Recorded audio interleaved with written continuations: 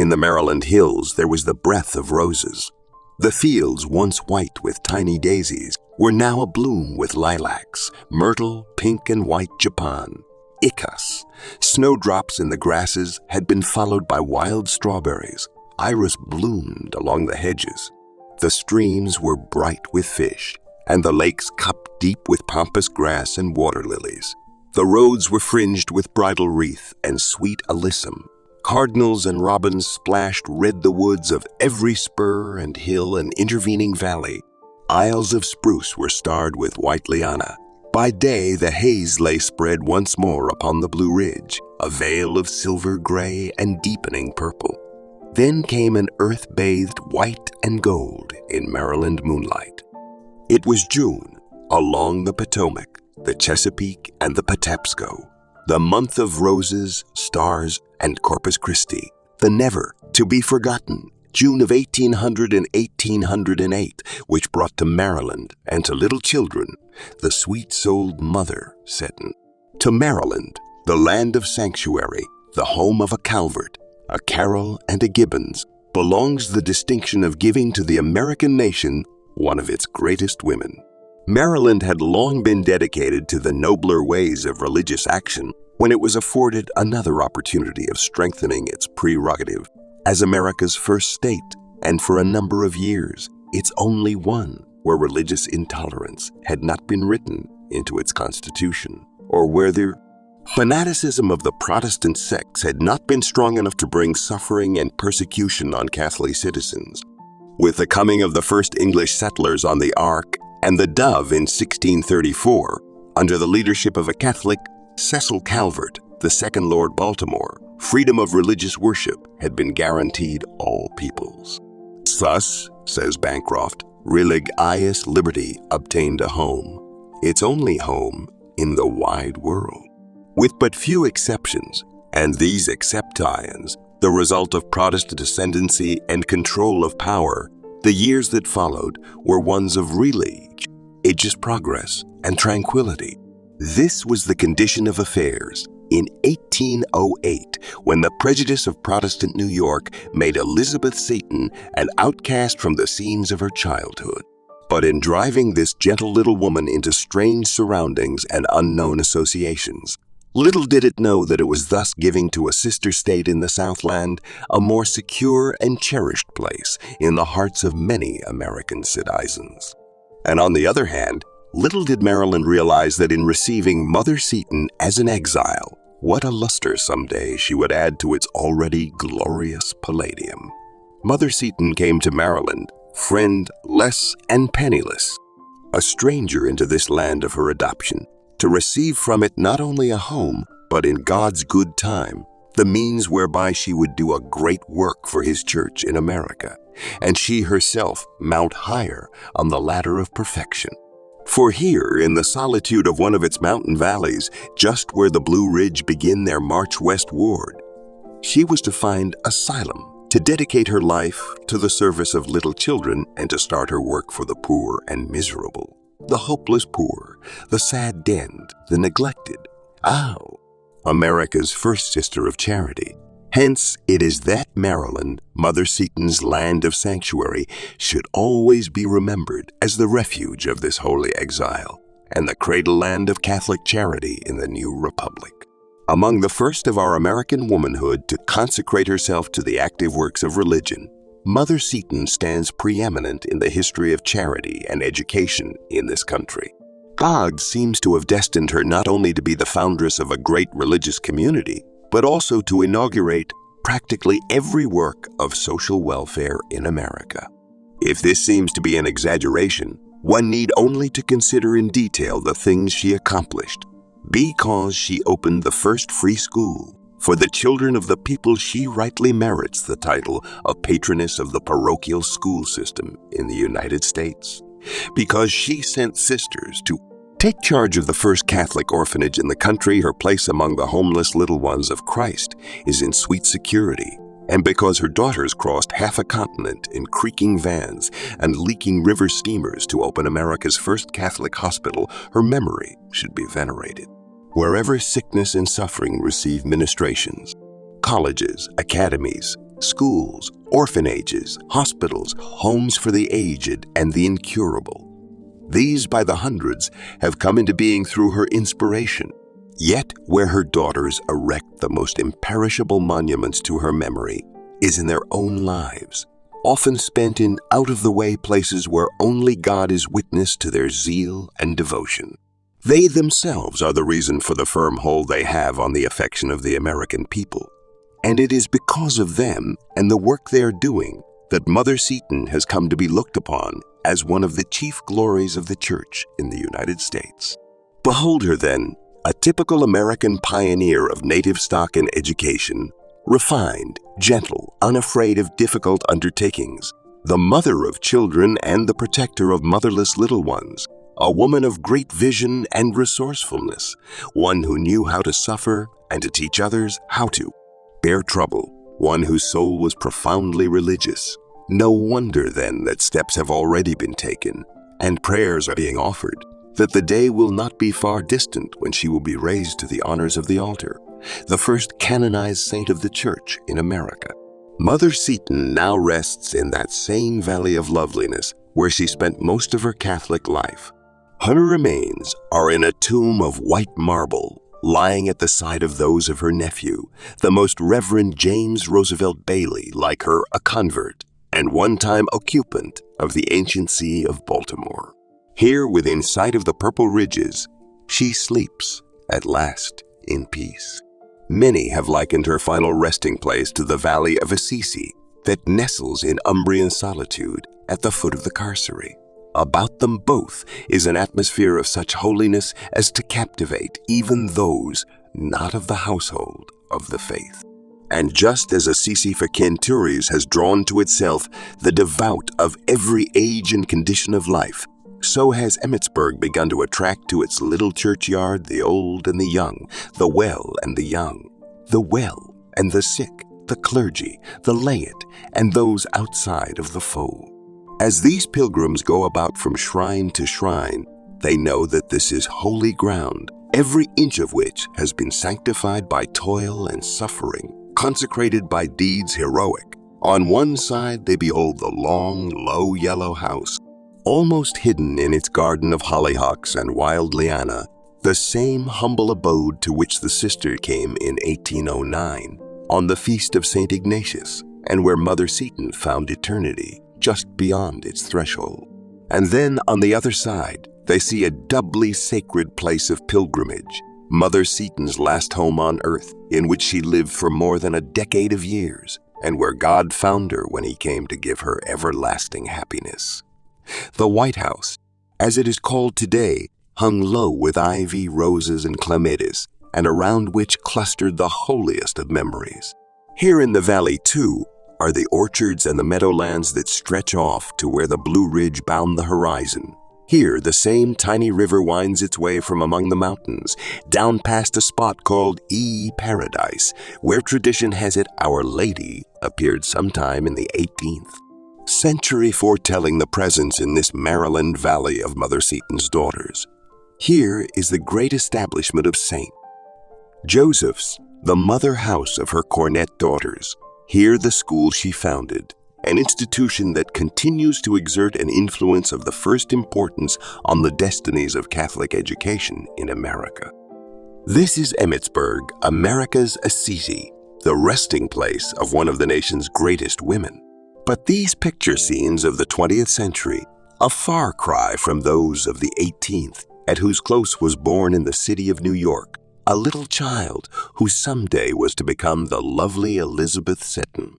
The year of her birth, 1774, brought a train of events which later culminated in Lexington and Concord. Early in this year, the English government passed the Intolerable Acts, a series of unjust legislations directed against the freedom of the American people.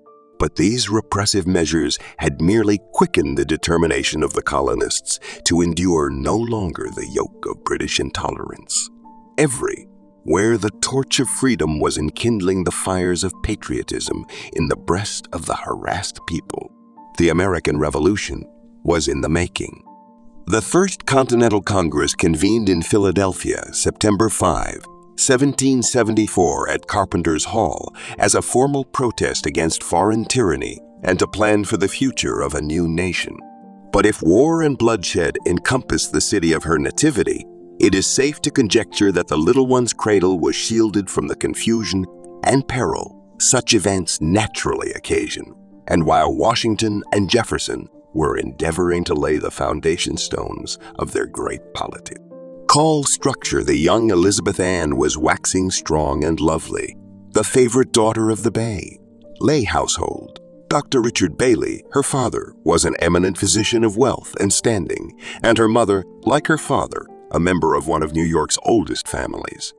The former was descended from a family of the landed gentry of Norfolkshire, England, and was attached to the staff of Sir Guy Carleton, one of the commanders in chief of the English army in America. Her mother, Catherine Charlton, was the daughter of the Reverend Richard Charlton, rector of St. Andrew's Episcopal Church, Staten Island. It so pleased God, however, that the child was never to remember the sweetness of a mother's love, for Mrs. Bailey died when Elizabeth was 3 years old. The child seems to have grasped something of this tragedy, for from the beginning she knew here was a loss that never could be repaired. But the years passed as they always do for children, fleeting hours of sunshine and little storm clouds, with scarcely a thought of the morrow and not much more of the past. Yet, for Elizabeth, they were somewhat different. She was her father's constant companion, and in her stepmother, Charlotte Barclay, daughter of Andrew Barclay and Helen Roosevelt, she found, as she later described her, a woman of rare and sweet attainments. Moreover, she was living in a period of national unrest and disorder, with privations and sufferings that must have made an indelible impression upon her awakening intelligence. Her education rested, in great measure, on Dr. Bailey himself, for New York, during the stormy years of the Revolution, afforded little facility for the training of its children. The father devoted a great part of his time, theretofore given over entirely to the demands that his position as an eminent surgeon made upon him, to the all-important duty of forming the mind and heart of his daughter. Hence, Elizabeth came to possess a solidity of understanding, the peculiar result of being trained by a cultured masculine intellect. Dr. White, in his biography of Mother Seton, furnishes an admirable picture of the relationship that existed between colonial New York's most prominent physician and his little daughter.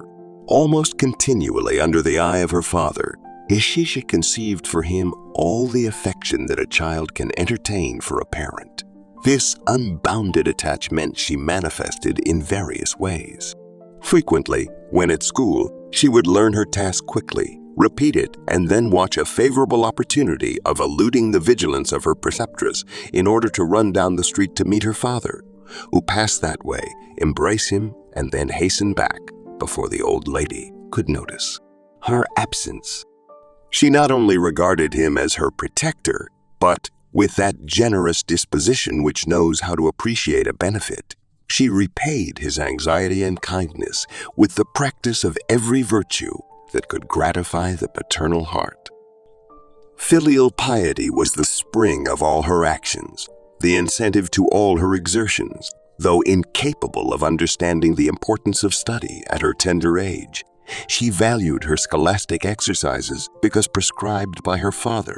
"French and music must have their hours," said he. This was sufficient to recommend them and to excite her diligent application.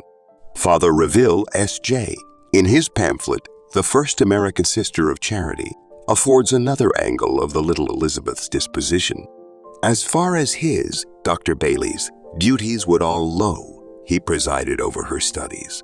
His word was law.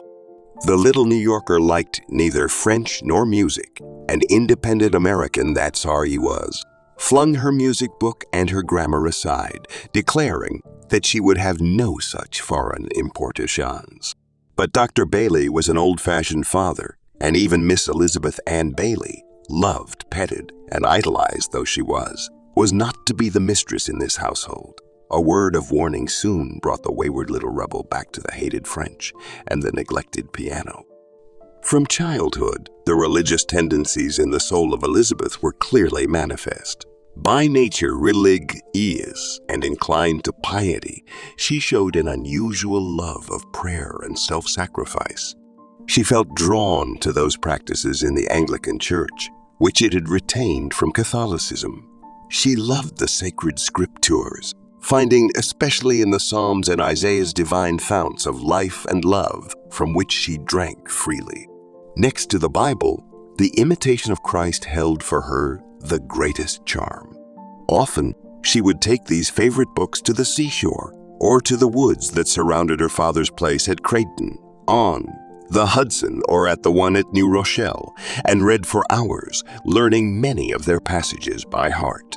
She had a particular devotion to the sacred person of the Savior. She looked upon him not as the cold, unreal Christ of the Protestants, but as a lover of souls and their Redeemer, kind, compassionate, understanding, yet withal the second person of the Blessed Trinity and divinely omnipotent. Whenever the sacred name of Jesus was pronounced in her presence, she followed the sweet Catholic custom of bowing her head. She wore a small crucifix on her breast as a token of love for her crucified Savior. She longed to be united to the body and blood of Christ, and although she knew that her own church could provide nothing else but the mere elements of bread and wine as a figure of the life-giving reality, yet she prepared herself for their reception with the greatest fervor and gratitude. She loved to think of the guardian angels and prayed for their guidance and protection. She devoted some time every even to an examination of conscience, going over carefully in her mind the thoughts and actions of the day, reproaching herself for the faults she might have committed, and asking the assistance of her heavenly friends to lead her soul in the ways of righteousness to the feet of God. Elizabeth was 15 years of age when George Washington was inaugurated in New York as first President of the United States. Already she was blooming into the loveliness of womanhood, one of the belles of old New York. She moved in the best society of the day, yet she was not affected or imperious. Her character was forceful but gentle. Her manner, even to the servants of the household, was most cordial, and her cheerfulness was so infectious that she was a general favorite of young and old alike. Yet there was about her a certain dignity and maturity of judgment that stamped her as most unusual for her age. Elizabeth's choice for a husband was a handsome and wealthy scion of one of New York's oldest families, William McGee Seton, a young merchant of excellent character and business prospects. He had been educated in England and had received the broadening influence of travel on the continent. His ancestors had figured for centuries in Scottish romance and his Tory, whereas the American branch of the family was as prominent for good works, as were the Old World members illustrious for deeds of valor. But if the name had been great in the past, it was to become far more glorious as a result of the alliance which took place January 25, 1794, when Elizabeth Bailey was united in marriage to William Mage Seton by Dr. Samuel Provost, the Episcopalian Bishop of New York. The early years of Elizabeth's married life were filled with happiness and contentment. All the success that attended her husband's ventures she attributed to an ever-bountiful Creator. It was in the dispensations of Providence, however, that the happiness of her home life should not continue much longer, and that the most severe trials should follow in rapid succession. Toward the close of the century, the Seton interest in the markets of the day began to suffer because of the French spoliations and the general vicissitudes of mercantile life. But in the midst of these rising difficulties, Elizabeth proved an inestimable support to her husband in his trials.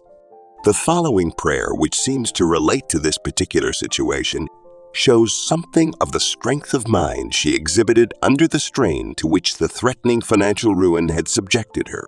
The cup that our Father has given us, shall we not drink it? Blessed Savior, by the bitterness of thy pains we may estimate the force of our love. We are sure of thy kindness and compassion. If thou so ordainest it, welcome disappointment, and poverty, sickness, and pain. Welcome even shame and contempt and calumny. If this be a rough and thorny path, It is one which thou hast trod before us. Where we see thy footsteps, we cannot repine. Even here, thou canst more than compensate us for any temporal sufferings by the possession of that peace which the world can neither give nor take away. The path that God had asked Elizabeth Seton to walk upon was, indeed, a thorny one. In June 1798, her much-loved father-in-law, the elder Seton, passed away. Elizabeth mourned for him no less than if she were his daughter. Then, in the summer of 1801, the yellow fever epidemic made harsh demands upon her father, who some years before had been appointed to superintend the quarantine hospital established by the government to prevent any infectious diseases from reaching the growing city of New York. Dr. Bailey was to be seen everywhere among the sick and dying on Staten Island, where the vessels lately arrived from Europe were detained at quarantine. The disease finally struck down the physician himself, and Elizabeth, more fearful for his soul than for his body, made her way to the cradle of her infant Catherine, her fourth child, and clasping the little one in her arms, raised it to heaven at the same time, exclaiming, "Hear, O Jesus, my merciful Father and God, take this little innocent offering. I give it to thee with all my heart. Take it, my Lord, but save my father's soul." But God did not require such a sacrifice, for Dr. Bailey died with the holy name upon his lips, confident of mercy and of a reward exceedingly great for the charity he had exercised in his attendance upon the plague-stricken. It was from this superabundant charity of her father that Elizabeth had imbibed an increased desire to alleviate suffering, a stronger love for those in trouble, and a greater determination to be of the highest service to everyone who called upon her generosity. Already, she had helped found the first charitable organization in the city of New York, the Society for the Relief of Poor Widows with Small Children. And throughout the city, because of her daily visits to the Seton and her ministrations to the sick and dying, she was known as the Protestant Sister of Charity. To Dr. Bailey, therefore, in a certain sense, America owes its first sister of charity. After her father's death, Elizabeth seemed to grow more fervent in her religious practices. There was a deepening in her spiritual perception and a greater desire to know in all things the will of God and how to fulfill it. It was well for her to seek this noble edge, for greater crosses were to try her soul in a crucible of suffering. The financial difficulties of her family, instead of lessening, constantly increased, and a decline in her husband's health became manifest. Physicians urged a sea voyage for the invalid if he were to regain his former vigor and thus be able to retrieve his fortunes. Such a journey in those days was fraught with dangers that now seem staggering, but to Elizabeth it was the only course to follow. The sunny skies of Italy began to beckon William. He remembered from years before the kind hospital Itty of the Felici brothers, distinguished merchants of Leghorn, and their many subsequent invitations to return for a protracted visit. Yielding to the urgings of his physician and friends, he began immediate preparations for the voyage. Elizabeth felt that her place was at the side of her husband, and although her going with him necessitated a separation from her children, yet she did not hesitate to make the sacrifice. As in the past and in all other situations, here too her selflessness and courage never faltered. She decided to take her eldest child, Anna Maria, now 9 years old, for she felt that the little one, who was never robust, would benefit by the sea voyage, and perhaps be of assistance in the care of her father. The three Setons set sail from New York on the Shepherdess, October 2, 1803, for the land that was to be for the wife and mother, a land of sorrow and separation, yet at the same time, a land of wonders, supernatural and faith-giving. If Elizabeth Seton were to enter it, a Protestant, she was not to depart until her heart had become thoroughly Catholic, and her soul ready to be received, as she later expressed it into the Ark of Peter. After an uneventful voyage, the Shepherdess dropped anchor in the port of Leghorn, just as the Angelus was sounding over the city. Unfortunately, however, The vessel was the first to bring news of the yellow fever, then prevalent in New York, and as it had sailed without a health certificate, its only passengers, the Setons, were ordered to the lazaretto or quarantine hospital. Here, the invalid was placed upon a ship's mattress on the damp stone floor, where for 6 weeks he suffered day and night, constantly growing weaker, until his death was expected almost any moment. During this great ordeal, the constancy and tenderness exercised by Elizabeth was heroism of the highest order. Her journal relating the incidents of this period of quarantine is one of the most beautiful contributions made to Catholic literature in modern times. It is an unaffected record of a great sorrow and an heroic devotion, of a perfect submission to the will of God in all things, and a sincere desire to come closer to Him who was permitting these sufferings. It reveals her as a model wife and mother, a prefiguration of what later she was to accomplish as America's first sister of charity. On December 19, the Setons were allowed to leave the lazaretto for a house in Pisa, overlooking the Arno, but scarcely had the glorias of Elizabeth's first Catholic Christmas ended when death came for William. He passed away December 27, 1803, and was buried in the Prat Estant Cemetery at Leghorn. The home of the Felicis in Leghorn had preserved the memory of William Seton as he had appeared in the days of his youth. This same house welcomed his widow and orphan the day after his death. The poignancy of Elizabeth's grief rendered her almost insensible to her surroundings. As she herself said, "My soul was roaming among the clouds, winging its flight toward William and ceaselessly repeating, 'Zero God, thou art my God. Here I am alone in the world, with thee and my dear little ones. But thou art my Father and doubly theirs.' And God did not leave them comfortless.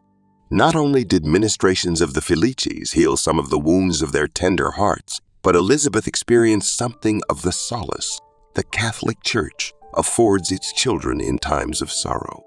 For the first time in her life, she witnessed the actual workings of the Church in the genuine Catholic household in which she found herself, and felt something of these workings when she accompanied the Felicis on their visits to the churches of Leghorn and Florence, or when they stopped at quiet roadside shrines to attend Mass or receive Holy Communion. She experienced them again when she came to know the meaning of those strange processions, when through the streets, the coming of a priest in cassock, stole and surplice was announced by the tinkling of a bell, and when the passers-by would kneel in adoration of their Jesus who was being carved.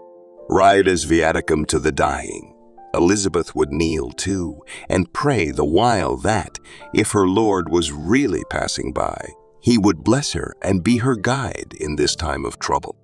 From Antonio Felici, she learned how to make the sign of the cross, and with what awe did she not trace for the first time, on her forehead, this symbol of man's redemption.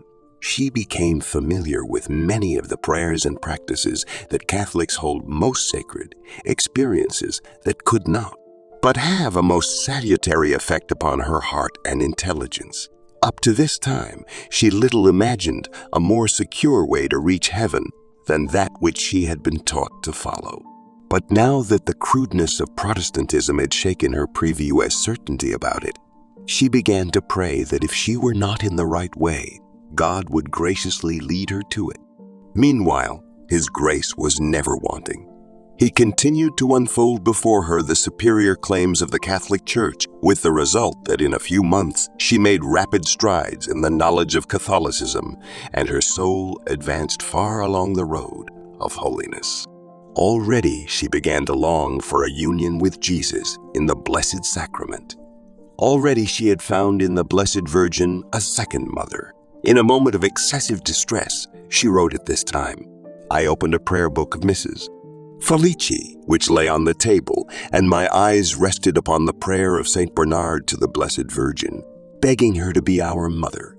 And I said to her, with such a certainty that God would refuse nothing to His mother, and that she could not help loving and pitying the poor souls for whom He died, that I felt really I had a mother which you know my foolish heart so often lamented to have lost in my early days. From the first remembrance of infancy, I have always looked, in all the plays of childhood and wildness of youth, to the clouds for my mother, and at that moment it seemed as if I had found even more than her in the tenderness and pity of a mother. So I cried myself to sleep on her heart. Grace had entered the soul of Elizabeth, with the result that she would have made a formal retraction of Protestantism had not her immediate departure from Italy prevented. The little ones at home were calling her, and she could stay away no longer.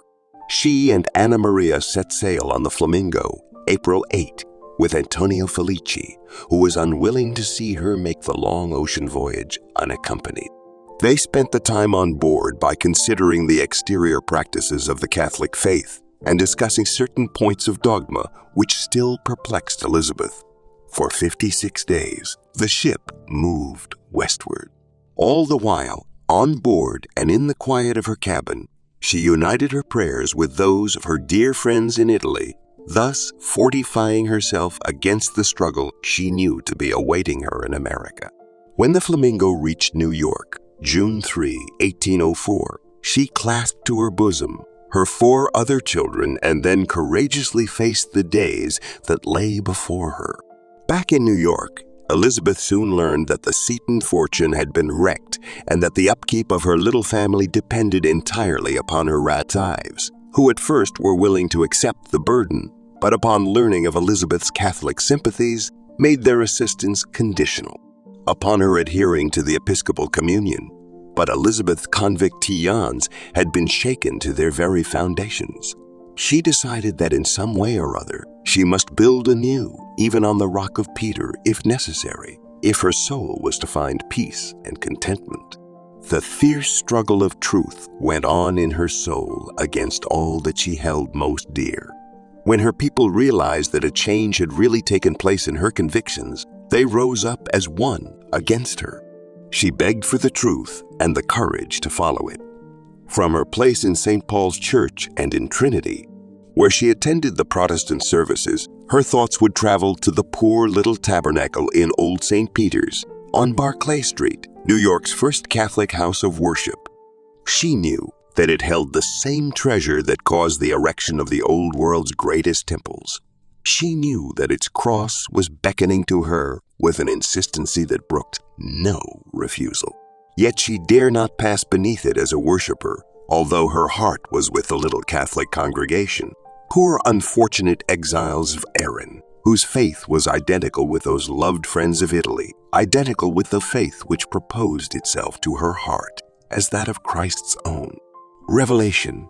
How she envied these first New York Catholics as she saw them hurrying to early morning Mass, there to receive, as she had often seen the Felicis receive in their chapel on the Arno, their Lord and God in Holy Communion.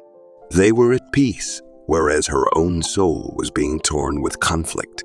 But even in this disturbed condition of mind, she realized that it is only when mortals descend to the depths of suffering that they can hope to ascend the heights of sanctity. While she was not striving for great holiness, yet good Christian that she was, she knew that God had his own designs in permitting her this agony. Kind and persuasive words of friends and relatives had given way to reproaches and maledictions, to be followed by a silence that was to be a signal of complete abandonment. Yet she was firm and unyielding. It was God's will that Elizabeth Seton should be the sport of conflicting sentiments in order that her ultimate triumph over error might be rendered the more signal, and that her affections might be more perfectly disengaged from creatures. On one hand was Bishop Carroll, whom the Felicis had informed of the spiritual struggles of the widowed convert, making of her the object of his prayers and solicitude. On the other, the Reverend Mr. Hobart, her lifelong friend and now her pastor, besieging her with arguments in favor of the Anglican doctrines and attacking bitterly those of Catholicism. Confused by the latter's reasoning, to which were added the love and affection she held for him and for her Protestant relatives, she suffered the temptation to go on as before in the Anglican communion. The faces of her children haunted her whenever a decision to become a Catholic became more imperative. She knew that peace would follow any sacrifice she would impose upon herself, but she must hesitate to inflict upon her little ones unnecessary suffering. So crucified was her soul in this contest that she cries out in her anguish, "It will end by destroying my life if protracted much longer. Not many are privileged to ascend those heights where with outstretched arms stands the bleeding figure of the crucified." As the days passed with all their added trials and struggles, Elizabeth did not ask the reason for this intense suffering, but kept on, sometimes crushed to earth with the apparent hopelessness of the situation, yet again lifted high by invisible hands of love and understanding. But always was her trust supreme, and even if she were being led from the persons and places most dear to her heart, her faith told her that there would be compensation 100-fold at the end of the journey on which she knew Christ was taking her. It was on the feast of the Epiphany that the star of faith illumined the darkness of her soul and pointed out clearly for her the path that she was to follow. Opening a volume of Bourdalou's sermons, her eyes fell on words that seemed to be addressed to her alone that morning of the manifestation. "Zero, you who have lost the star of faith." On and on she read, the words of command as well as direction, to seek out God in the simplicity of her heart and consult his priests, that they might teach her the science of sciences, that of finding eternal salvation. When she closed the book, her resolution had been taken. Some years later she wrote of this day of spiritual triumph. "Zero, you who have lost the star of faith, the anguish, the distress which rushed upon me anew like a torrent, to see a Catholic priest. Oh, it was my supreme desire, my only desire on earth."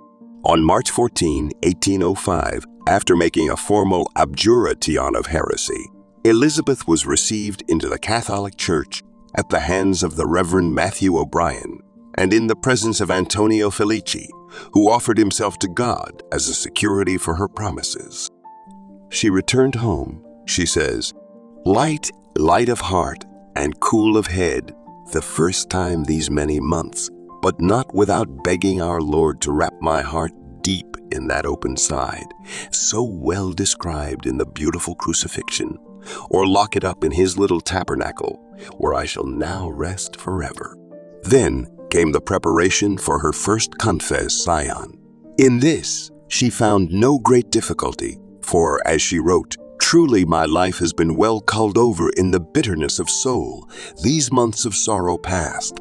Following the sacrament of reconciliation, she exclaimed, "Oh, how awful those words of unloosing after 30 years of bondage! I felt as if my chains fell as those of St. Peter at the touch of the divine messenger. My God, what new scenes for my soul!"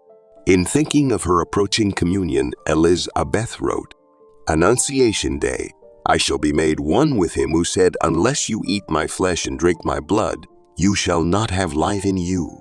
I count these days and hours. Yet a few more of hope and expectation, and then how bright the sun these morning walks of preparation. Deep snow or smooth ice, all to me the same. I see nothing but the little bright cross on St. Peter's steeple." The memory of her first Holy Communion never passed from her mind. Annually, she sanctified its anniversary with special acts of gratitude to God, recalling that day of days when she exclaimed, "At last God is mine, and I am his.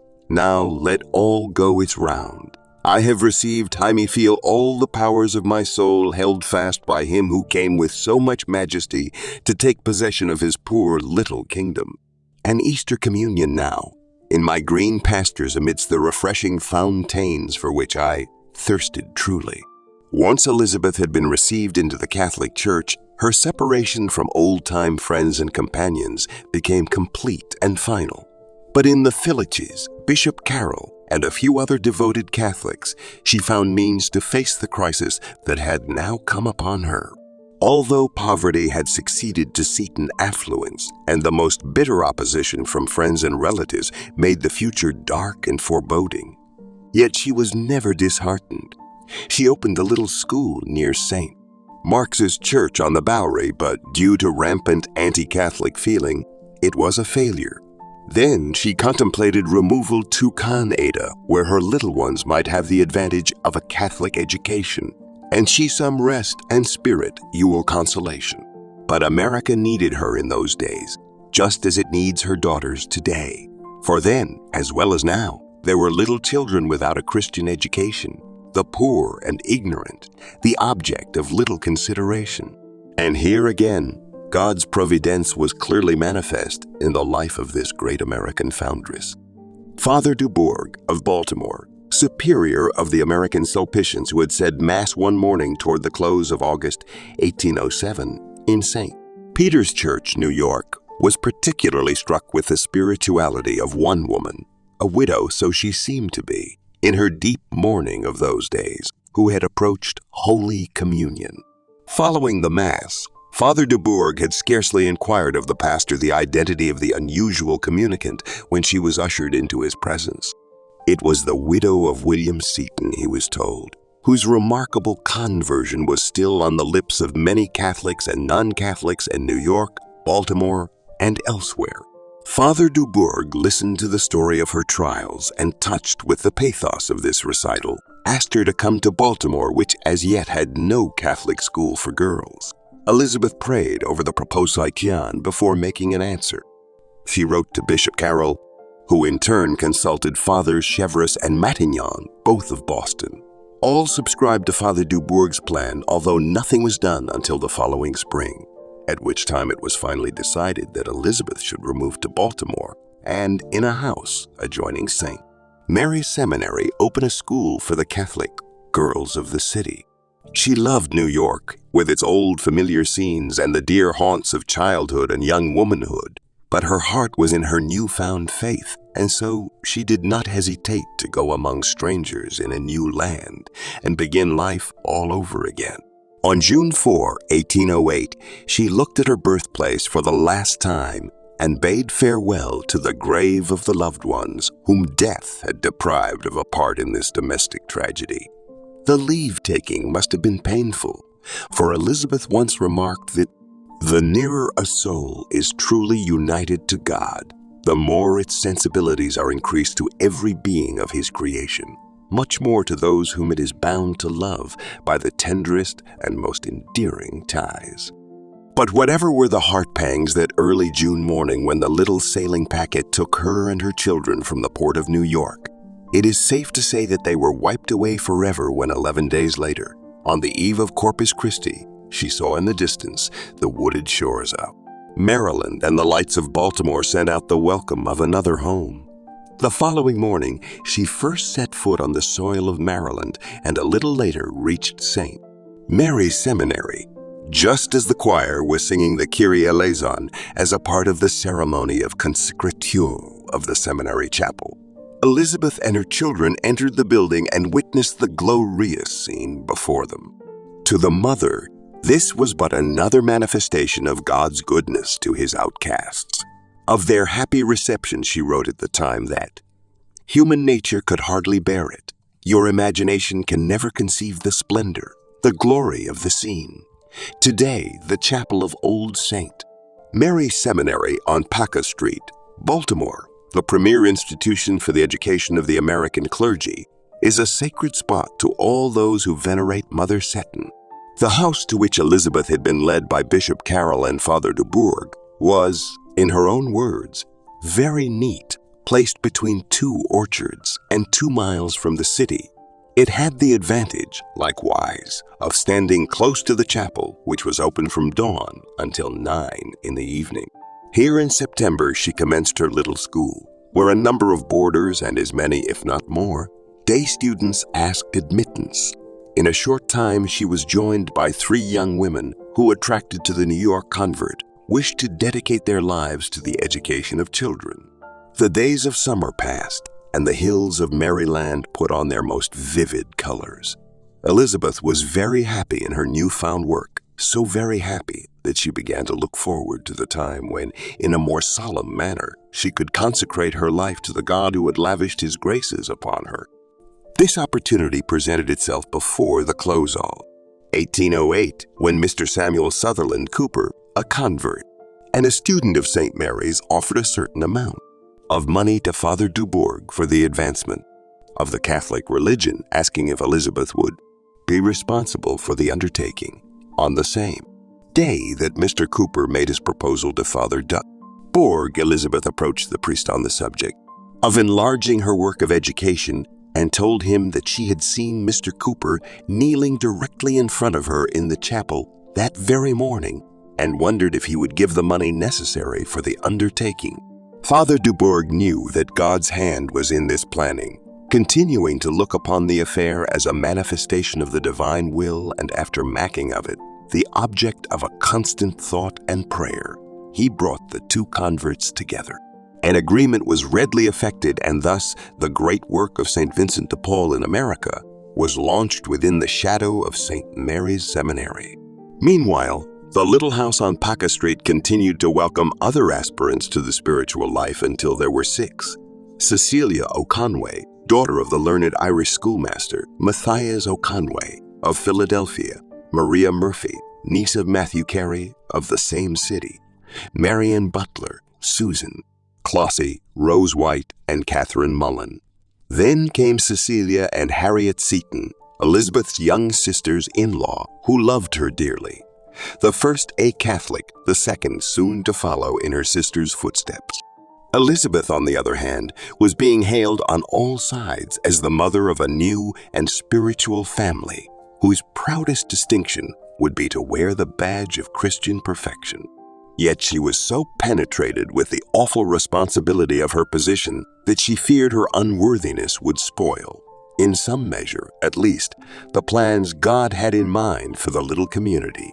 This sense of inferiority caused her to kneel one day before her sisters and tearfully confess the most humiliating actions of her life. Then, with eyes raised to heaven, she added, "My gracious God, you know my unfitness for this task. I, who by my sins have so often crucified you. I blush with shame and confusion. How can I teach others, who know so little myself and am so miserable and imperfect?" Father Dubourg decided that the time had come for the society to assume, as far as it was practicable, the form of a community. No particular religious institute had yet been adopted, but it was judged proper that Mother Seton should bind herself, at least for a time, by some special act of consecration to the life she had embraced. To this end, she made a vow, privately, in the presence of Bishop Carroll, to embrace poverty, in whose arms she desired to live and die, and from which, indeed, she had no means of escape; to promise chastity so dear and lovely that she esteemed it her true delight to cherish it, and above all, bind herself to obedience, the true protection and safeguard of her soul. It was Bishop Carroll who gave to Elizabeth the sweet name of Mother. She had heard it spoken by her children from the time they had been able to form their little thoughts into words. Now it had taken on an added significance. Mother of the souls entrusted to her care. The title, with all its sweetness and dignity, filled her with fear. But again, those who gathered around her spiritual children, so strengthened her against this temptation of unworthiness that she became in every sense all that the name of mother implies. Even those not of her household learned to love the little widow, living the life of a religious in the school on Paca Street, and spoke of her only as Mother Seton.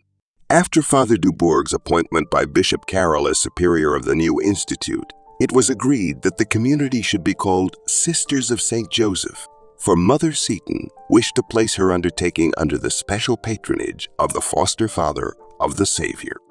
At this time, the sisters adopted a habit not unlike that worn by some religious mother Seton had seen in Italy.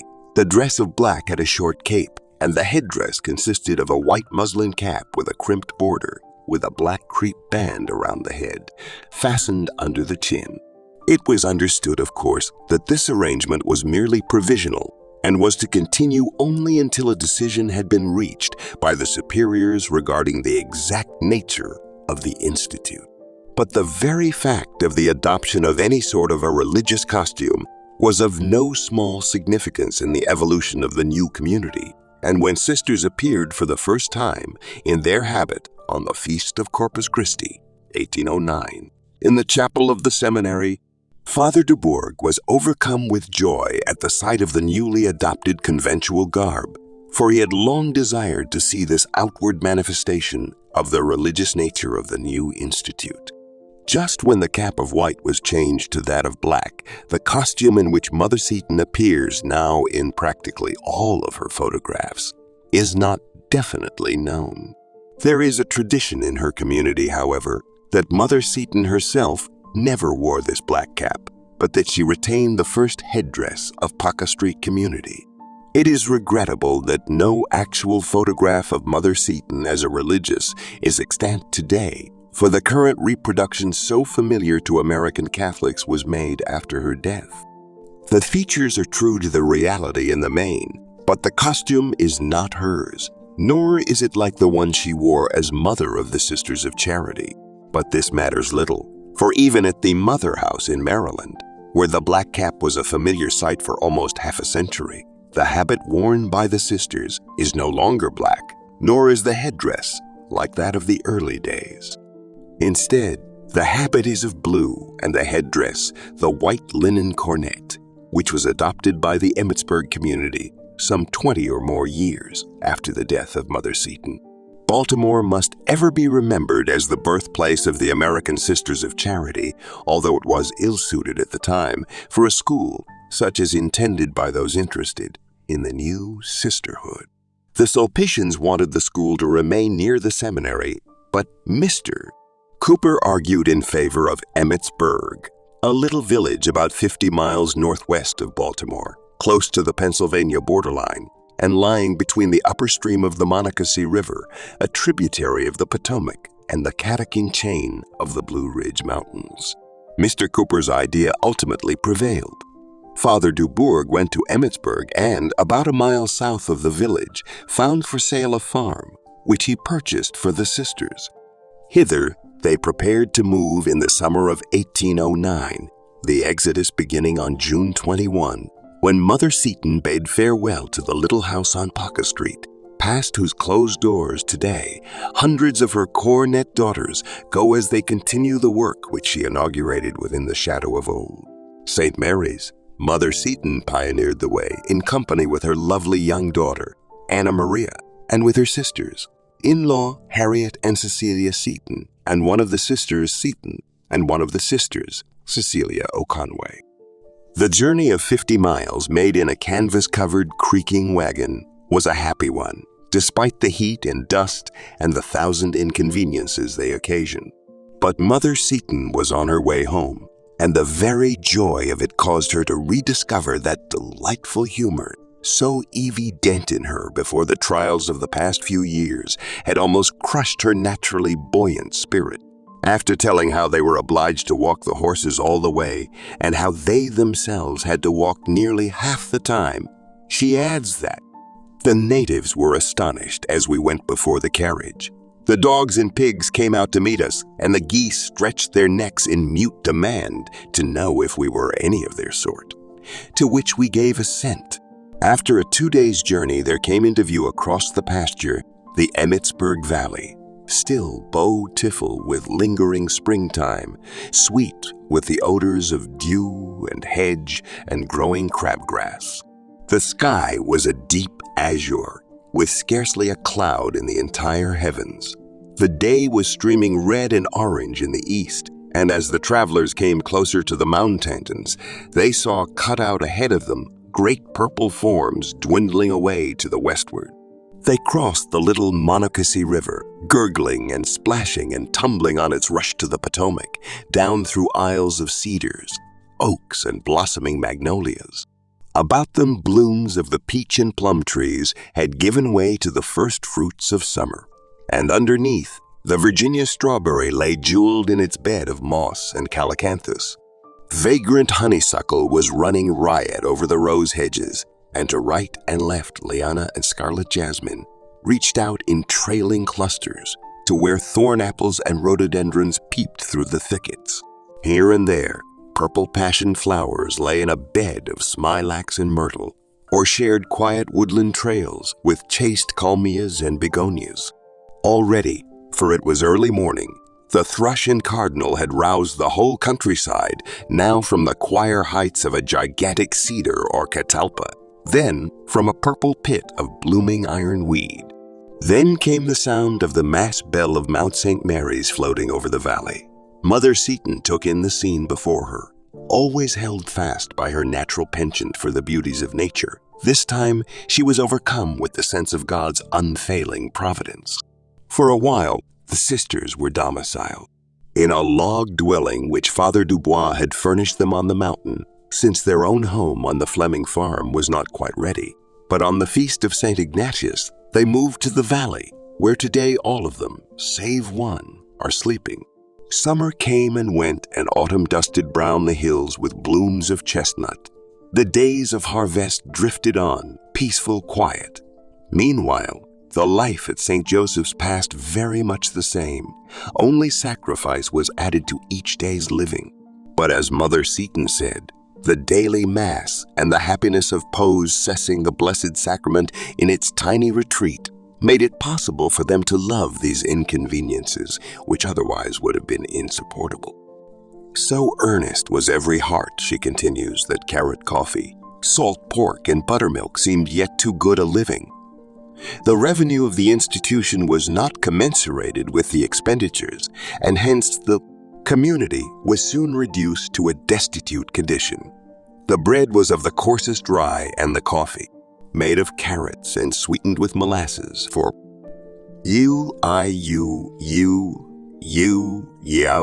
many months. One of the sisters wrote, "We often did not know where the next day's meal would come from.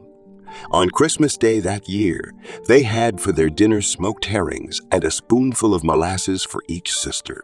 The house was poorly constructed, and in the lofts where the sisters had their beds, Thesno came in and covered them as they slept.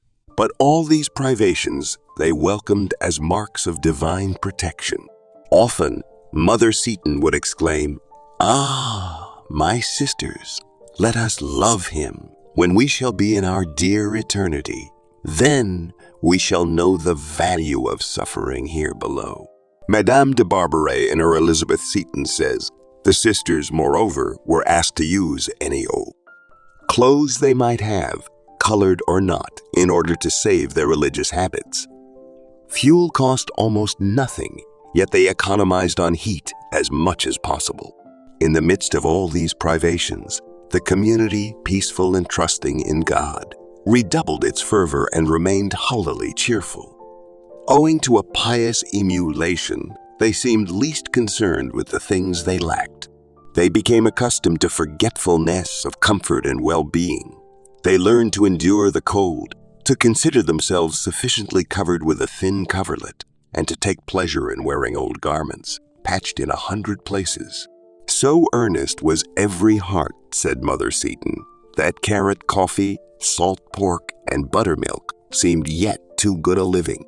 But if sufferings came to Mother Seton, even in her new existence, consolations likewise were never wanting. Shortly after the removal to Emmitsburg, she had the happiness of seeing her sister-in-law, Harriet Sense, embrace Catholicism. The young girl had full-load Elizabeth to Maryland, intending to return to New York after she had made a short visit with her sister-in-law. But grace triumphing in the soul of the young woman, she became a Catholic. This being done, she knew it folly to return to her Protestant association, and so she decided to remain indefinitely with Mother Seton. The following December, however, she died at St. Joseph's and was buried in the little woods near the sisters' dwelling, the first to find a resting place at Emmitsburg. The following year, Harriet's sister, Cecilia, died in Baltimore, where she had been taken to more competent physicians. On April 30, 1810, her body was removed to St. Mary's Chapel, a spot that was becoming by its associations dearer and dearer to the heart of Mother Seton. With admirable resignation, the latter took her darling Cecilia back to the valley and placed her at the side of Harriet. In February of the next year, 1811, the sisters took up their residence in their new house, which had been built in order to take care of the increasing community. It was of logs, 2 stories in height, and faced the south. The day following the removal to the new home, Mother Seton formally opened her school, to which a number of children sought admission both from Thiki village and from the surrounding country. In June, the total number of pupils was 40, and before the close of the year, the boarders alone had increased to 30, although the institution was originally intended for the education of the poorer classes. The indebtedness of the house and the want of adequate support rendered the admission of the rich unavoidable.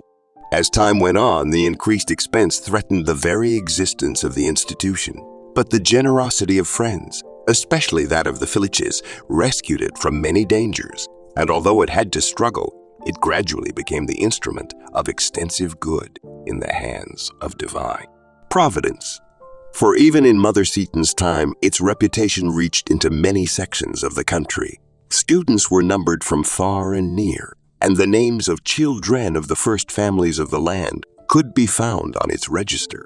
To ensure the solidity of the new foundation, Mother Seton and her superiors, after much prayer and reflection, decided to model it on the institution of the Sisters of Charity, founded in France in the 16th century by Saint Vincent de Paul. This great apostle of organized charity had made it possible for women to lead a religious life in the world and to secure their own salvation by ministering to the wants, both spiritual and temporal, of their fellow creatures. They were not to be called religious, for as their founder remarked in one of his conferences, "Who say religieuses say, cloistered and the daughters of charity must go everywhere. You are not therefore religious." Likewise had he decided that they were to have no monasteries, save their hospitals and the homes of the poor, no cloisters, save obedience, no grill, save the presence of God, no veil, save the presence of God, no veil, save that of holy modesty, no chapel, save the parish church. Their vows were to bind them but for 1 year. Consequently, at the end of that time, they were obliged to ask permission to renew them so that their life of devotedness might have the crowning merit at each recurring anniversary of a voluntary assumption of the sweet yoke of charity. That many vows days might be theirs in their service to the Master. From the French Sulpicians, all of whom had known the Sisters of Charity in the Old World, Mother Seton learned how the humble shepherd of the Landes Hill, because of his deep-rooted love for the Blessed Virgin and his compassionate heart for his fellow men, had brought into being the Sisters of Charity. The words of Lavedan, one of St. Vincent's latest biographers, had not as yet been formulated, but the story that Mother Seton heard was essentially the same, that, inspired by the Holy Spirit and through his devotion to the Mother of God, Vincent had created that masterpiece of love, the Charity, the good fairy whom God sent one morning from heaven to remain on earth, forever even to the final destruction of the world. One mother, Seton was thrilled with the prospect of such a consecration. She listened eagerly to the tales of heroism, in which these gray-clad, white-bonneted women of the Old World had figured so prominently for over a century, and what appealed to her practical nature was the knowledge that the Sister of Charity does not fast nor spend her time in contemplation. She must be active and never resting, as Lavedan expresses it. Others might be called to a life of silence and contemplation, of kneeling and adoring, but this was not her vocation. Vincent did not ask it of her. He expected her to be active and to be found everywhere that life was busiest. So absorbing must her work be to body and soul that he took from her the time for piety, as though it were a penance. That her habit is of blue and white, in order to honor the Mother of God, that he crowned her with coif of the purest linen, with great wings on either side to make her journey easier. That she wore no veil, that is for the cloistered religious, but that her eyes would be protected from the world by two white walls, meeting in a point straight ahead of her line of vision so that she cannot lift her eyes without directing them toward heaven, that everything leads her in that direction. Mother Seton must have contrasted this masterpiece of spiritual symbolism with the little cap of crimped linen her own daughters were wearing. And woman that she was, did she not also wish for this quaint crown of Vincent's fashioning? This will never be known, but what is known, without much investigation, is that with all her heart she wanted to become a real sister of charity, a true daughter of the Christ, like Vincent. And so negotiations were begun. Bishop Floggett of Bardstown, Kentucky, was commissioned to secure for the American community a copy of the Vincentian rules, and if possible, secure the assistance of the Mother Society in the correct establishment of the Seton sisterhood. Bishop Floggett was partially successful. He secured a copy of the rules and constitutions, but sisters from the Mother House were prevented by the French government from leaving Bordeaux, where they were to sail for America in company with Bishop Floggett. The rules and constitutions were carefully examined by Archbishop Carroll and Father Dubois, the latter as superior of St. Joseph's and Father Nagot as superior of the Saul Piscians in Baltimore. After a few slight changes, they were presented to Mother Seton and her sisters for adoption. This they did, following up the important act with an election of superiors. Mother Seton was chosen head of the community, which office she held by successive elections until death. The habit of black, the provisional dress of the sisterhood, was retained in its entirety, for the real Vincentian costume could only be given by sisters from the Mother House itself. This was expected on a number of OC occasions during the years that followed, but each time obstacles prevented the original plans of the founders from being completed. It was not until after Mother Seton had passed away and the dress and cap of the early days had become recognized throughout America as a religious costume that St. Vincent's own habit, the white and the blue, the proper uniform of his children, was adopted by the daughters of Mother Seton, first at the old home in the Maryland Mountains and then throughout the entire country. It was at this time that the American Sisters of Charity became affiliated with the original Society of St. Vincent, thus accomplishing at this later date what had been denied to Mother Seton in her lifetime. The American Sisters had the same rule, it is true, and had kept it to the letter, but a rule without the spirit of an order avails but little. This spirit was supplied in 1850 when American Sisters went to Paris and returned to Emmitsburg after a protracted stay at the Mother House. Since that time, the Daughters of Mother Seton in America form two provinces of the worldwide organization of St. Vincent and are under the direction of his present-day successor. No sooner had the rule of St. Vincent been adopted at St. Joseph's in 1810 than all went to work to make of themselves Sisters of Charity in every respect. No one was more fervent in this striving than Mother Seton.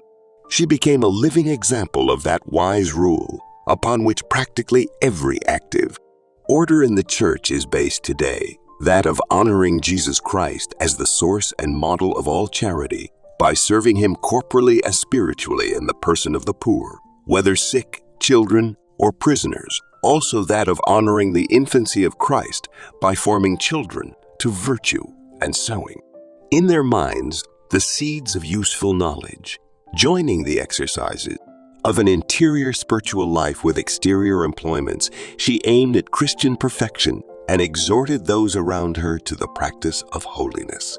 She endeavored to inculcate into each member of the sisterhood the fundamental principle of the founder, that the spirit of the community is its very life, and that it must be a continual practice of humility, simplicity, and charity. To the three vows of poverty, chastity, and obedience, she did not find it difficult to add that of service to the poor. 4 years ago, she had so consecrated and dedicated her life to God.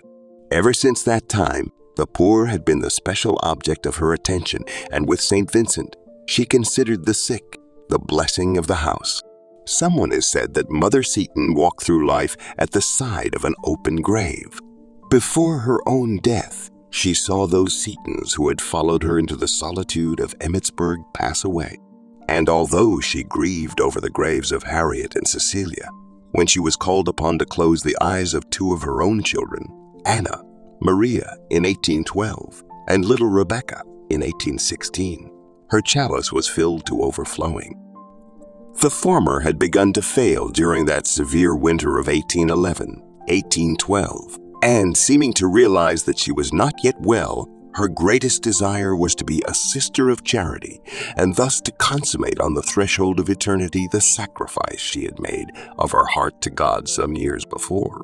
Father Dubois permitted the child to make her vows on January 30, 1812, and thus she became the first professed member of the American Sisters of Charity. Archbishop Carroll had visited her about this time, and upon returning to Baltimore wrote the following to Mother Seton. In viewing Anna almost as the happy inhabitant of another world, one felt for her an awful respect.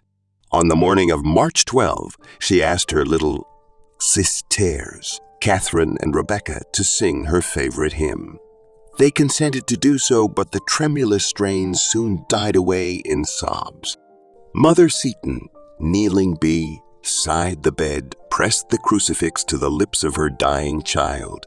But as the death agony became more intense, some of the sisters gently led the mother to the chapel, where in the presence of the Blessed Sacrament, she remained until the soul of her child had passed away. Anna was buried on March 13, only a few days remaining until she would have attained her 18th year. The sisters and pupils wept bitterly as the body was placed beside those of Harriet and Cecilia, but Mother Seton remained silent and tearless. After the grave was covered over, she raised her eyes to heaven and said slowly, "My Father, thy will be done." Then she turned silently away. Here it was, too, in the little woods to the rear of the sister's house, that 4 years later she laid to rest her youngest child, her darling Rebecca, who died in 1816 at the age of 14. Mother Seton saw the little one's health quickly disappear, but her grief was somewhat tempered with the added realization that her child had already reached an eminent degree of sanctity. Father Brute, the chaplain of the sisters, perceived this also, and once remarked that no greater holiness had been in the valley of Emmitsburg. When Rebecca finally died, Mother Seton grieved for her as might be expected of a mother. But even in this great anguish of heart, she never once forgot her te Deum. Her own room looked directly on the woods, where all room looked directly on the woods, where all through these loved ones slept, where her eyes were turned. So she said 20 times a day, first thing in the morning, last at night, for it kept up her heart to think of those beautiful, joyous souls. Mother Seton's zeal for souls prevented her from being content with the narrow confines of the Emmitsburg Valley, and she, like many of God's greatest saints, longed for a more extended apostolate. The opportunity finally came in 1814, when the services of the Emmitsburg sisters were solicited for an orphan asylum in Philadelphia, and a second time in 1817, when they assumed charge of a like institution in New York City, the first link in that golden chain of love and devotedness that brings east and west, north and south, to Emmitsburg and to Mother Seton. But her crowning glory, perhaps, came in 1818 when she opened a free school for the children of the Gearman Church in Philadelphia, the first free parochial school conducted by sisters in America, and the pioneer of the great parish schools that today rise under the shadow of the churches of the churches of the churches of the churches of the United States, the best promise for the future of American Catholicism. Hence it is that historians and educators proclaim the Elizabeth Seton, the organizer and patroness of the parochial school system in America, she whose daughters in recent years did not hesitate to launch one of the greatest undertakings in the educational world. Today, foundation of the present, flourishing Society of Catholic Graduates, the International Fédération of Catholic Alumni. It was indeed, meet that from St. Joseph's College, Emmitsburg, Mother Seton's own convent school, venerable for years and holy deeds, should emanate in 1914, an organization that would successfully unite the great army of trained daughters of the educational status of Catholic women throughout the United States. This seems testimony of a nature most convincing that the work of Mother Seton in the field of Catholic education is of the first importance. Prophetic indeed were the words of the holy Cheverus, Bishop of Boston, which he addressed to Mother Seton when he learned of the establishment of the Sisters of Charity. How admirable is divine providence! I see already numerous choirs of virgins following you to the altar. I see your holy order diffusing itself in the different parts of the United States, spreading everywhere the good odor of Jesus Christ and teaching by their evangelical lives and pious instruction how to serve God in purity and holiness. I have no doubt, my beloved and venerable sister, that he who has begun this work will bring it to perfection. Within the short space of 10 years since their foundation, the Sisters of Charity were established not only at Emmitsburg, but beyond the Mother House, they were diffusing the good odor of Jesus Christ. At home and abroad, Mother Seton was the guiding spirit of the religious life of the sisters. If she had been exercised by many and severe trials, she was found ready to accomplish God's will, because her thoughts were always centered on eternity. Eternity was continually before her eyes, ever on her lips, and still more in her heart. Eternity, as she writes to a friend, oh, how near it often seems to me. Think of it when you are hard pushed. How long will be that day without a night, or that night without a day? May we praise, bless, and adore forever. And again, she writes, alone on a rock this afternoon, surrounded by the most beautiful scenery, adoring and praising him for his magnificence and glory, the heavy eye could find no delight. The soul cried out, "Zero God, give yourself. What is all the rest?" A silent voice of love answered, "I am yours." Then, dearest Lord, keep me as I am while I live, for this is true content, to hope for nothing, to expect nothing, to expect nothing, to expect nothing, to fear nothing. Death, eternity. Ah, how small are all the objects of busy, striving, restless, blind, mistaken beings, when at the foot of the cross these two prospects are viewed. She looked upon Calvary as the rendezvous of all true Christians. Speaking to a friend of the trials God had sent her, she says, "For that I bless him most of all. Where would I now be if he had not scourged and bound me? If I get to his kingdom, what matters now? Faith, faith, my dear friend." The caption marches on. Oh, yes, we follow, we follow. One of the chief characteristics of Mother Seton's piety was her love of the cross. The time had now come when she would behold it for the last time, for she was about to climb her final Calvary. In 1818, she suffered an attack of illness from which she never entirely recovered, and in the summer of 1820, she was confined to a room for 4 months with a disease that baffled every effort of her physicians. But by her frequent reception of Holy Communion, she made this period of inaction one of the greatest happiness. Christ in the Blessed Sacrament had become more than ever her treasure and support, the chief object of her longings. So great was her joy at the anticacy-formation of Holy Communion that once, when Father Brute entered the room and placed the Blessed Sacrament on the table prepared for it, her countenance, before pale, began to glow with animation, and no longer able to control her emotions, she burst into tears and sobbed aloud, covering her face with her hands. Father Brute said to her, "Peace, mother. Titi, here is the Lord of Peace. Do you wish to confess?" "No, no, only give him to me," she replied with a fervor that showed something of the great desire to be united to her Savior. The time had come for an eternal union, for the work that God had given her to do had been long finished. Her children no longer depended upon her efforts for their livelihood and education. William, The eldest had entered the Navy with the rank of midshipman and was seeing service on the Macedonian in the southern Pacific. Her other son, Richard, was with the Felices in Italy learning the commercial bussiness for which these Italian merchants were noted, whereas her daughter, Catherine, now a lovely girl of 20 years, had not only endeared herself to the sisters and pupils at St. Joseph's, but had become a favorite of the best society of Baltimore and Philadelphia. And hence, looking about her, on her children and her community, the dying mother felt a peace altogether unknown to her during these last years of struggle and intense suffering. As the winter of 1820 advanced, she withdrew more and more into silence and meditation, seeing nothing save the blue sky and the altars.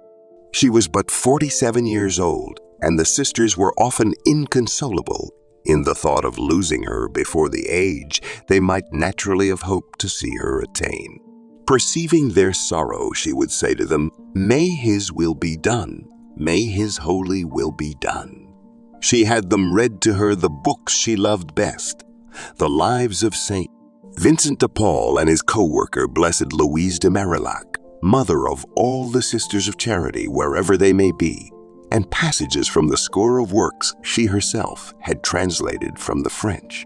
Often, all would join in her favorite hymn, "Jerusalem, My Happy Home," her own composition, and one that gives so great evidence of her deeply poetical soul as to merit for her considerable recognition as a literary woman, even if she had left no other writing to posterity.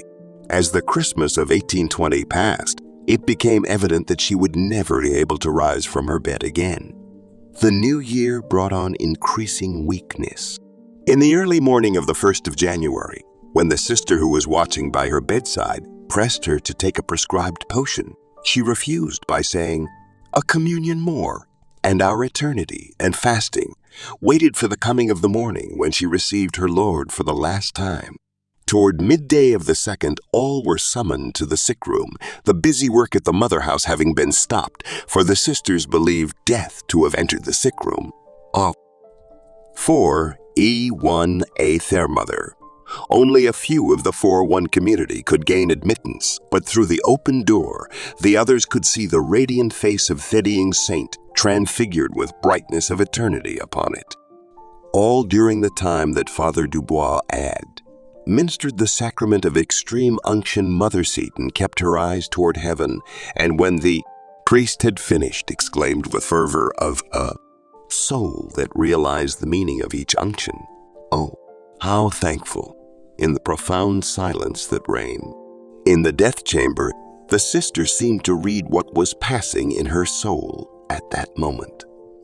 All that day, she rested, silent, happy. Toward midnight of the 3rd, she became worse, and the household again has assembled at her chamber, those who were unable to gain admittance kneeling in the passage outside of it. The blessed candles burning at her bedside revealed her features beautifully tranquil, the look of suffering forever. Her daughter, Catherine, knelt very near her, the only one of her children to witness the glory of her passing. When the prayers for the dying were finished, Mother Seton asked for her favorite prayer of submission. May the most holy, the most powerful, and most amiable will of God be accomplished forever. And finally, for the prayer of St. Ignatius Loyola, which she loved so dearly, the sisters began the prayer, but overcome with grief, were unable to finish it. The room was filled with the sounds of quiet weeping. Mother Seton alone remained calm, and with an unutterable joyousness of voice finished the prayer herself. Then she called upon Jesus, Mary, and Joseph to support her to the end, and after repeating that holy name which above all others she had so loved, even from her childhood, she breathed her last, so quietly indeed, that those about her could not name the exact moment of the passing of her soul. A long silence followed, during which the White House was, in truth, the chamber of the dead. The flickering light of the candles revealed something of the peace that had come into the soul of the Blessed Foundress, for on her countenance was a look unknown to earthly pilgrims. The remembrance of it was to be, for her daughters, a heritage forever, a reminder of those lessons of holiness she endeavored always to impress upon their understanding. It was to recall the divine sanction to trials and temptations joyfully borne for the sake of Christ, and incentive for them to meet such likewise in the years that were to follow. It was to bring before them the peace which surrounds the final hours of those who have lived and suffered as Christians worthy of the title. And finally, it was to remind them that if they so lived and bore their sufferings, death, when it should come, would be in no wise terrifying. Mother Seton's body was laid to rest in the quiet woods at St. Joseph's, in company with her children Anna Maria and Rebecca, and her loved converts, Cecilia and Harriet. A cross and a rose tree were placed to mark the spot of her sleeping, and innumerable hearts prayed God to give her rest and peace and everlasting happiness. The winter passed, and soft breezes from the southland told that spring had come again to the valley. Once more the foliage grew dense upon the mountain, and the endless haze lay spread again upon the blue ridge. The days grew long and hot, but the wistful, star-filled nights brought peace and rest and coolness from the heavens. Again, the hollyhocks colored the courtyard near the stone house, and the roses came to paradise. A wood violet bloomed on the grave of Mother Seton.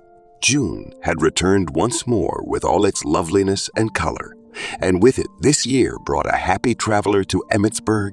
Mother Seton's eldest son, her beloved William, had finished his cruise in the Southern Pacific, and all unaware of the sorrow that had come upon him was hastening to St. Joseph's.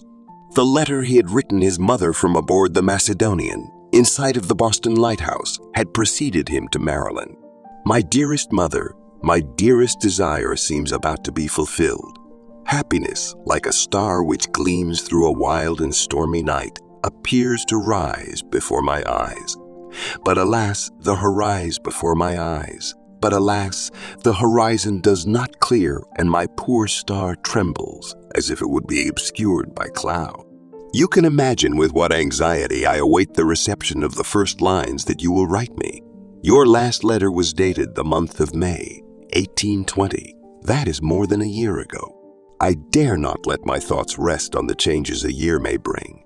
Do write me soon and tell me how you are. Embrace Kitty for me. My regards to my friends at the mountain. I keep my long stories for the time when we shall be together. Or rather, to speak truly, I feel my heart so full at this moment that I can say no more.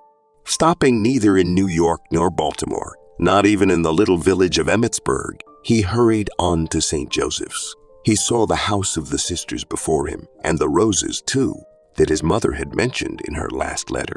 He left the high road that passes the mother house, and then he skirted the woods where the dear dead were sleeping. All you mindful of the loveliness of the summer about him, forgetful of everything but the all-satisfying joyousness of again seeing his mother, he turned into the pathway that led to the White House. But halfway to the dwelling, he saw Father Brute approaching. The priest was silently weeping, and in his hand he held a letter, the seal unbroken. This affliction called for silence, for in great sore woes, human words bring little consolation. Yet the wounds in William's heart required the attention of the saintly Brute, for they were deep and open and bleeding. Suffering supreme, indeed, was this, a suffering that could be assuaged only by the solace of the Angel of the Mountain. It was from him that William learned of his mother's last days on earth and of her holy and happy death. Together they went to the little convent cemetery and knelt at her grave, on which violets were already blooming. It was the hour of the Angelus, and all the bells of Emmitsburg were sounding. Long and sweet they, Kia, flung their silver music on the air. The college high W. On the mountain rang out its salutation, and was ensweared by the convent in the valley, and from one across the sunset woods, the bells of the village joined in the vesper hymn to Mary. To William, at the grave of his loved one, they brought a message of peace and consolation, for they too were proclaiming that, See you, forgetfulness of self and love for others, which had so characterized the life of his mother. Father Brute and William listened to the message, and the young man carried it away in his heart. The two returned to St. Joseph's only when the shadows began to creep over the valley and the mountain began to shimmer, or crimson and purple, against the approaching dusk. In the years that have intervened since the death of Mother Seton, there has been evidence aplenty of the divine workmanship in the makeup of this great woman. It has continued to manifest itself not only in the works that she dared to inaugurate, but especially in the lives of those thousands of sisters of Char, Iti, who have followed in her footsteps.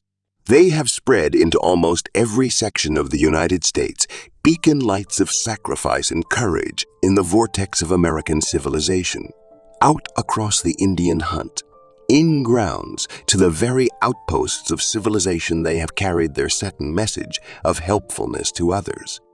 When pioneer strength and determination were flinging westward, the boundaries of a nation, they joined the caravans that crossed the plains and mountains and boarded the early boats that slowly plied the waterways of the country, going to give the best that was in them to the moral and intellect. Wall growth of the American Commonwealth. It was less than a score of years after the death of Mother Seton that 4 of them braved the dangers of the Alleghenies and, going down the Ohio, entered the land of the Mississippi to open in St. Louis in 1828, the first Catholic hospital in the United States.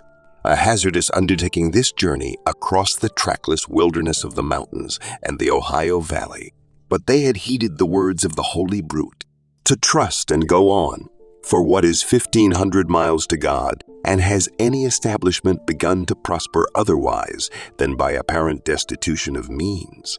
Faith is the substance of things to be hoped for, the evidence of things that appear not. And so, the sisters began in the direst poverty, a work that not only made them the American pioneers of Catholic hospital service, but one that has so progressed until today, they conduct over 60 hospitals and sanitariums throughout the United States.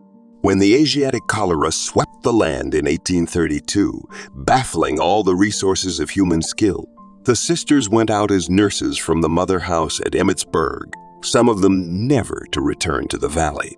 And today, monuments erected by municipal authority are standing in a number of American cities in memory of these women who fell martyrs in the service of their countrymen. When the Civil War brought its desolation to both North and South, the sisters left St. Joseph's for improvised war hospitals, the long marches, and the sordid scenes of the battlefields, ministering to the opposing armies all along the routes, followed by the two forces in their struggle for supremacy. Many of the sisters gave not only their services but their lives, and when the war was over and the sisters returned to their classrooms and hospitals, the impression they had made on the hearts of the soldiers was one never to be effaced. Its splendor attracted the attention of the entire American nation. Then came the war with Spain, and again, some of the sisters were called upon to make the supreme sacrifice, dying sword in hand, as St. Vincent would have styled it. During the World War, 5,000 daughters of St. Vincent were nursing the wounded and dying of French battlefields alone, whereas the Emmitsburg sisters, furnishing 10 of their community for service in Italy and Austria, gained the distinction of being the only American community to do overseas work. Besides this honor, the only American woman relegized to give up her life while on duty overseas was one of Mother Seton's daughters, who today rests not in Flanders Field, but in an almost forgotten grave on the banks of the Seine. And while American battlefields have seen the white cornets of the Sisters of Emmitsburg, the foreign mission field, too, has felt the blessing of their presence. China and its neglected missions claimed the first sister of American congregation when one of Mother Seton's daughters left the mother house at Emmitsburg for that land where pagan temples overshadow the cross of Christ. That was toward the end of the last century. Since then, a score of American Sisters of Charity are participating in that great work of redemption. which had been carried on by English and French members of the order for almost 100 years. Japan, Peru, Hawaii, and Puerto Rico, likewise, have asked for assist. Use once. In the latter place, the sisters answered a call sent out without success to almost every community of the United States by the Redemptorists' fathers who are in charge of many American missions in Puerto Rico. Here, in Mayagüez, the sisters have opened 2 schools for the children of the people, conducting them from the beginning according to the best American educational principles. As an eminent Jesuit not long ago said, the sisters of charity can be switched on to any good work in the American church, and they always get there. What the sisters start, that they finish, the secret of their success being trust in God. In other words, they practice spiritual common sense. A great trust in God was indeed required for the new work the sisters were asked to assume in 1894. At this time, the Lord of the Lepers reached out his pleading hands to the valley of St. Joseph and called the daughters of Mother Seton to the heroic task of ministering to his loved outcasts.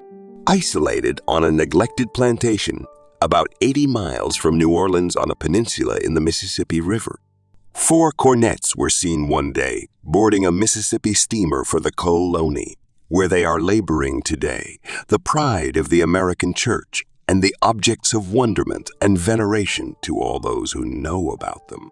The Sisters of the National Leprosarium are in the immediate service of the United States government, as are also those of the community, to whom the government has entrusted the great United States Soldiers' Home Hospital in the national capital, where they act as nurses to the ill and infirm war veterans. These are but mere suggestions of that full work of which Mother Seton laid the foundation, a work that is carried on with an all-encompassing scope of spirit that excludes no charity. A college, academies, central and parochial high schools, graded schools, attached to parishes and to the community's orphanages, homes for foundlings and for the aged, hospitals for the sick of body, for the sick of mind, and for incurables, day nurseries, settlement houses, foreign missions, settlement houses, foreign mission, schools for the Negroes and catechetical classes for the Mountain children. All these, and the crowning glory, the lepers, are the objects of a versatile and versatile and resourceful charity that had its beginning in the heart of Elizabeth Seton. Scarcely had the mortal remains of Mother Seton been consigned to the grave in 1821, when her confessor, the saintly Father Brute, enjoined the sisters at St. Joseph's to gather together and preserve in an especially prepared place the effects of their holy foundress. Preserve all carefully and gather up the fragments, lest any be lost, for some day how precious they will be. And in his memoirs he wrote, under date of July 5, 1821, I will say, as the result of my long and intimate acquaintance with her, that I believe her to have been one of those truly chosen souls, dimes d'élite, who, if placed in circumstances similar to those of Saint Teresa or Saint Francis de Chantal, would be equally remarkable in the scale of sanctity. For it seems to me impossible there could be a greater elevation, purity, and love for God, for heaven, and for supernatural and eternal things than were to be found in her. In his great wisdom, Father Brute was the first to realize that Mother Seton, in stamping out self to give place to God, was to live for all times and in a particular manner in the minds and hearts of countless millions. In the years that have followed, the added glory of her name and memory has borne out in a truly marvelous manner the truth of his predictions. In 1907, the first sessions of the Ecclesiastical Court, created for the purpose of investigating into the heroic holiness of her life, were held at the suggestion of His Eminence, the late Cardinal Gibbons. Since then, certain definite steps have been taken toward the canonization of Mother Seton, whom American Catholics hope to see raised one day to the honors of the altar. In considering the life of Mother Seton, it is not irrelevant to remark that she has served as the model and inspiration of other American communities for women. who today are doing a labor of love that furnishes an added luster to the memory of this remarkable woman. Two of the communities, the Sisters of Charity of New York and the Sisters of Charity of Cincinnati, had as their first superioresses women who received their early religious training in St. Joseph's Valley. Three other communities, the Sisters of Charity of New Jersey, the Sisters of Charity of Halifax, and the Sisters of Charity of Greensburg, owe their inception to sisters who were members either of the New York or Cincinnati institutes. These five communities are known as the Black Cap Sisters of Charity, for they have adopted a habit something like that worn at St. Joseph's during the lifetime of Mother Seton. They have substantially the rule of St. Vincent de Paul, and in tracing their origin to the Emmitsburg Foundation honor it immeasurably because of what they are doing for God and society in the American Republic. But when one speaks of Mother Seton today, one thinks immediately of Emmitsburg, and one cannot think of Emmitsburg unless there comes a picture of this valley of loveliness down among the hills of Maryland, with its great mother house and novitiate, and its white-winged sisters of charity. Here it is to this new world's Assisi that scores of young women come each year to prepare themselves for the work that lies before them as daughters of Mother Seton, and to receive that universal badge of charity and devotedness, the white cornet of St. Vincent's fashioning, that same unique religious headdress which has been immortalized in the following passage. There is no place it has not visited. It has made more than once the tour of the world. Its course is bounded only by the limits of the earth. It has seen all climes. It has become international and yet remained French. It has plunged into the depths of suffering and has caved the heights of emotion, of pity, of sacrifice, of art, of poetry. Whether in the person of a soft-eyed Sister Rosalie or of some nameless girl known to God alone, it has been engraved, painted, sculpted, honored, sung. It is to be found in the annals of faith. It is painted on the walls of churches and immortalized in the pageantry of stained glass. The Botticelli and Fra Angelico are the poorer for not having known it, but at least the good Willettas discovered it, and cornets are scattered like butterflies in the pars domini of the butte. There is a heroic quality about the cornet that brings it to the front in great historical moments, in those of terror as well as those of glory. In the advent of war, pestilence, revolution, those storms from which the rest of us think only of escaping, crouching or rushing for cover, it sets forth, spreading out its wings as though like a bird it would hover over the stretcher of some wounded one to whose service it comes, not merely the dove of the ark, but of the trench of the barricade. It places a screen of white before the agony of the soldier and the beggar, of the crushed aviator breathing his last, and offers him a retreat.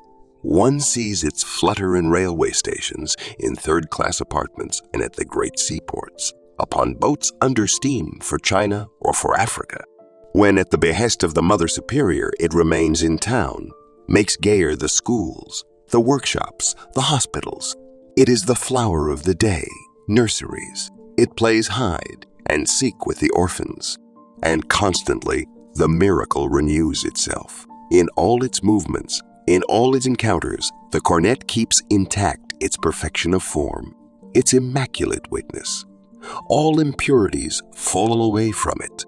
No one has ever seen on any one of these coifs the slightest spot, except on the occasions of wounds and death, when its witness is stained with the blood of others, or of her who wears it. It follows with the noise of fluttering leaves, the candles and banners of a religious procession. It flaps with excitement as it follows the games of children.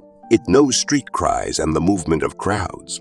Everywhere it is respected, sacred, and unique. Among the thousands of coifs of all kinds to be found on the heads of women in religion, upon earth as well as in heaven, it has easily the first place. Magnificat! One has but to say a core. Fournette, and everyone has understood. It is she. It can be no one else. It is the good sister, the sister of St. Vincent de Paul. In America, too, the cornets have taken flight and spread everywhere. Go up and down the Atlantic seaboard north to where the pines of Maine stand out against the Atlantic, or else to where the flowers of Florida and the Negro cabins of Carolina tell you that you are in the Southland. Turn your eyes westward over the Alleghenies and the valley of the Ohio down, into the lands of the Mississippi, or high again across the Rockies to the shores of California. In all these places, you will find detachments of this worldwide army of trained workers whose first days of consecration were spent in the valley of Emmitsburg, women who are nonetheless faithful to the memory of Mother Seton because they associate with her the great Saint Vincent, but who earnestly believe that in carrying the torch of the Master, they are but reflecting glory on the work of the disciple.